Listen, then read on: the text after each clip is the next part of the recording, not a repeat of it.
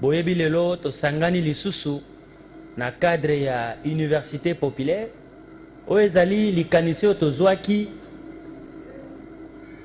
kouta epai ya ndeko na biso mwana mboka Adolphe Muzito akanisaki ete esengeli bandeko bana mboka Congo basanganaka mpona kosolola na makambo etali mboka na biso lolenge nini mboka ezali kotambola ba problème nini ezali na kati ya mboka na biso et puis ko proposer pe ba solution mpona tina ete tokenda liboso tala tina wana année 2016 mobimba tosalaki oyo ezali ba séance ya université populaire na ba commune ebele mais toyaki kokoma pe na version mosusu tobengaki dialogue vertical ezalaki ye moko ndeko Muzito azalaki ko solola na biso population directement na bongo tokozwa monnaie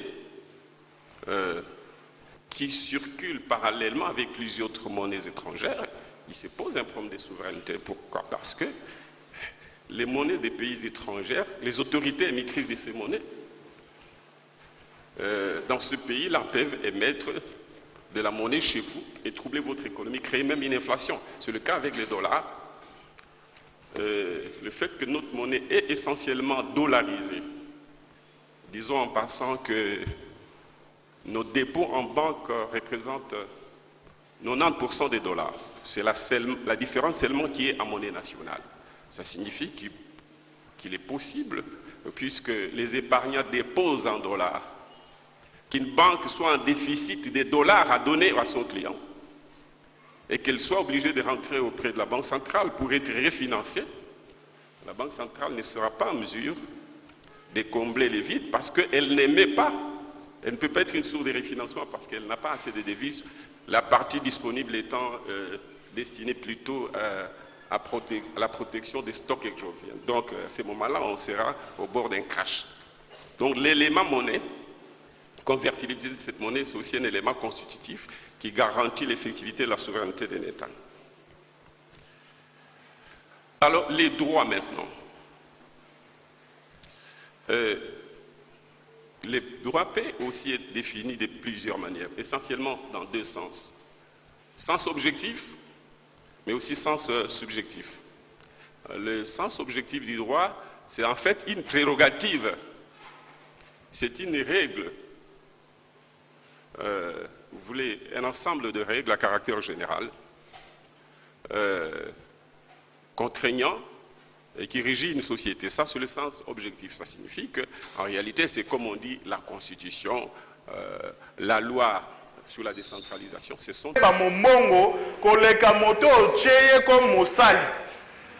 Alors, démocratie, et l'Union Kolobaka, peuple de Mokondi, il y a 2 345 000 km², il y a Mboka Nabiso. Peuple de Aza Mokolo Makoki Nyonso ya Mboko. Ce qui boyoki coltan eza na mboka oyo eza nde ya nani pe na lingaka très souvent na posaka ba question mana moi bozola la pongi soki boza koyoka coltan eza richesse ya RDC eza ya nani soki boza koyoka que ba café ezalaka na Gemena ba plantation ezali makoki wana eza ya nani donc makoki nyonso na kati ya démocratie bokonzi nyonso eza na peuple. Alors peuple lokwa aza mokonzi esengeli ete ayeba mboka na eza ndenge nini etambolaka ndenge nini bato akoki kotia comme basali mosala na bango eza nini pe eloko nini akoki kozela na bango. Na cadre ya université populaire Mateo tobetaka ezalaka sur ndenge nini mboka ekoki kotambola pe peuple contribution na ekoki kozala nini mpona nkita ya ekolo emata. Lelo toponi thème ya décentralisation pe décentralisation ebalani na démocratie. Ndeko Blanchard Mongomba nga na bujaka Ndeko Blanchard olekisanga mwa moke na lekaboye. Ndeko Blanchard Mongomba président de la société civile, solo la décentralisation.